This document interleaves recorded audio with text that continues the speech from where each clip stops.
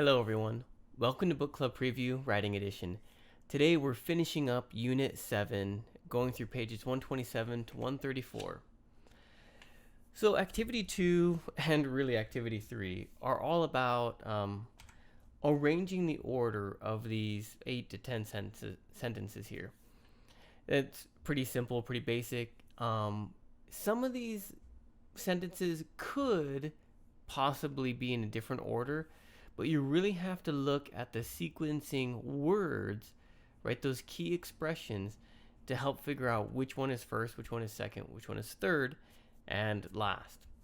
Once you order them, I want you to underline the words and phrases that show the time or sequence in the sentence, that give you that hint of where it is in the order.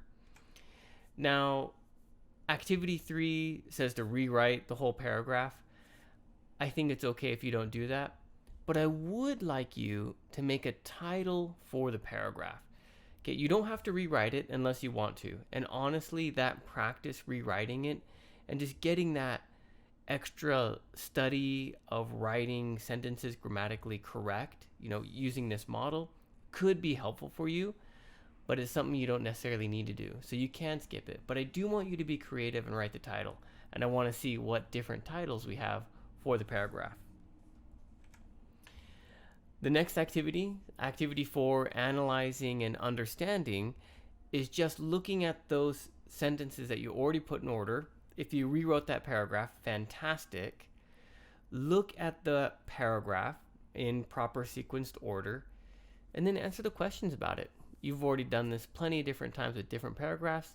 Just answer these specific questions. And your answers could be different than your partners or peers, and that's okay, right? We'll just look at them and discuss maybe which answers fit best or how creative we can be with the same question and having multiple different answers. There was a writer's note too on this page, which is technical terms. We've talked about this before, but it never hurts to talk about it twice or 3 times. Sometimes when you're writing about something that other people don't know about, and we looked at this with definition paragraphs, it can be helpful to define the terms you use or to change a vocabulary word to an easier expression. I had this many times when I was teaching. Students would be writing essays or giving presentations, and they would search in their original language for the English equivalent of that word. And they would have this huge 5-syllable word that no one knew what it was. I didn't even know what the word was, except I could guess the meaning through the context. But afterwards, I would ask the student, what does that word mean? And the student wouldn't even know what it meant. They would have to go back to their notes and look up that word in their original language. If you don't know the word and you have to look it up in a dictionary, your audience probably doesn't know the word either. And so either you should find an easier way to say it or an easier word to use, or you should describe what that word means in your paragraph. And that's kind of what this technical terms note is about, just being sensitive to your audience. Commas and time expressions. If you need help on this, please refer back to page 120, where you can see the examples, and some of them have commas, some of them don't. For example, then does not have a comma after it. But looking at this activity, we have another group of sentences that are not in order. Okay, order the sentences. I think there are 10, from 1 to 10. Which one is first, second, third, fourth? Cool, no problem. Now, this one's a little tricky because it asks you to correct the sentences with their commas. Which sentences actually need a comma after their time expression? And luckily, thank you, book, they gave us a hint. There are 5 different sentences that need commas, or 5 commas that need to be added within these sentences. So we have a hint. If you add more or less, that's all right. Don't force it. But because we're going to look at it together and we'll get the answers. But choose your best answers. And then the ones you're not too sure about, you can put a question mark next to those and we can talk about it together. Oh, activity 6, I didn't write that here in the notes. Activity 6 is rewriting the paragraph again. You can skip it, it's okay. But I do want you again to write a title. Because I bet if all 4 of us read this paragraph and all 4 of us write titles, they'll all be different. And that's okay. But we just want to see our different creativity. Oh, yes. And of course, there's another writer's note about possessive adjectives.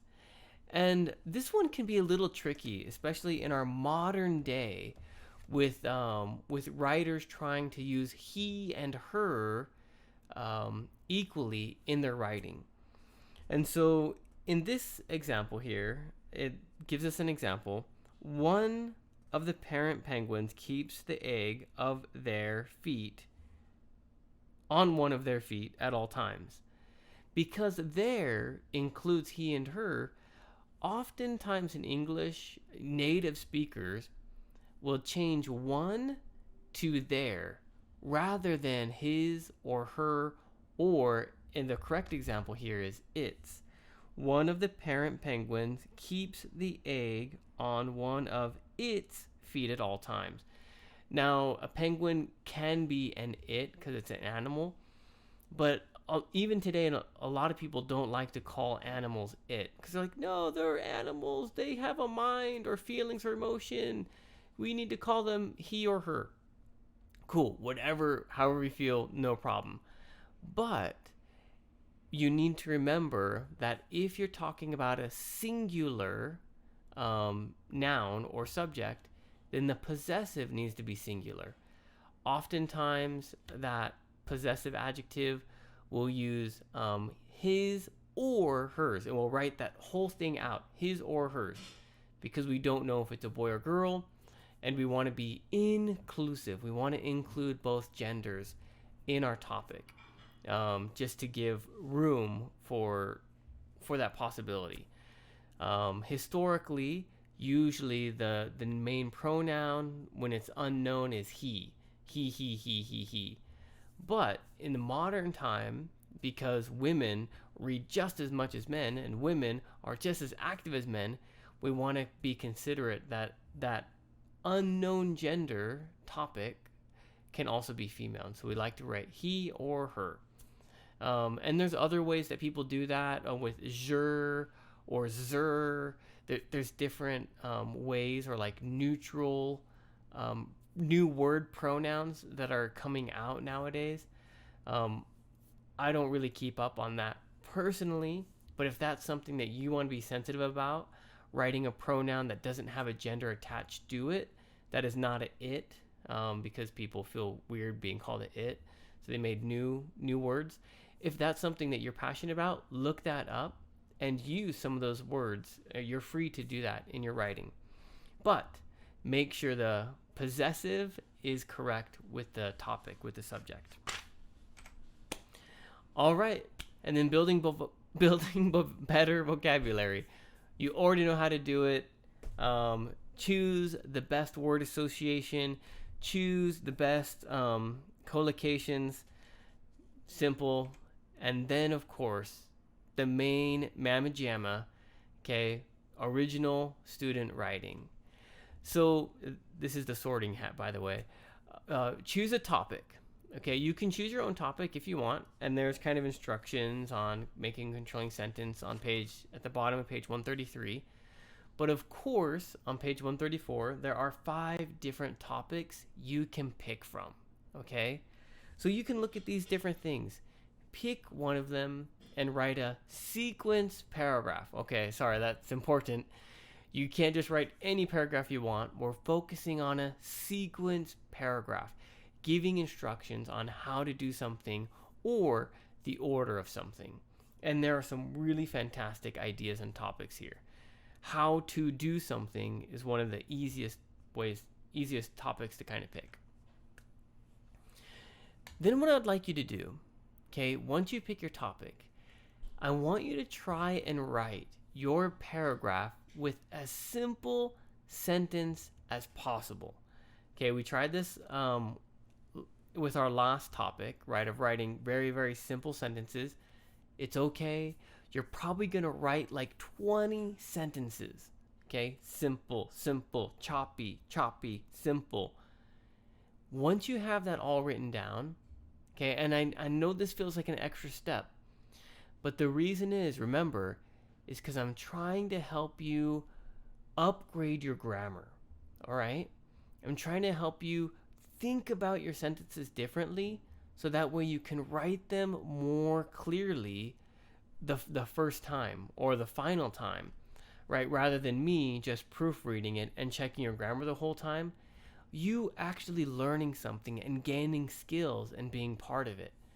So try to write your first paragraph as simply as possible.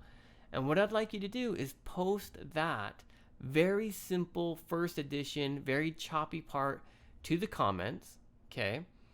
Then I want you to look at that paragraph and start combining the sentences, building a better sentence, and seeing how you can use that mentality shift to build better sentences. If it doesn't work, we'll skip it for the next paragraph. But I want to see if this might help you with your grammar. So then reply to your original post with your actual paragraph, okay? With that actual paragraph. That's what you're going to reply with. So you'll have two posts. The simple sentences, reply to it then with your refined paragraph that you've combined the sentences. And that one will probably be like 7 or 10 sentences combined together. And then post those. Whew, all right. We'll talk about who's going to proofread and who's going to edit those when we get together. But for now, I think that's enough. Thank you so much for joining me for this episode of Book Club Preview. I can't wait to see you, and I look forward to reading and seeing your paragraphs later on in the week. Oh, those paragraphs don't need to be completed by the next time we meet, okay? You have time for that, but I just wanted to get you thinking about it already, that you have the topic coming. All right? Have a wonderful week. I'll see you soon. Bye-bye. Hey, if you have any questions about the video today, please feel free to leave a comment in the comment section. If you had any other vocabulary words that you wanted to know what they meant, let me know. And also, if you're interested in maybe joining one of these book clubs, please leave a comment and I'll get back to you. Thank you so much for watching. Bye-bye.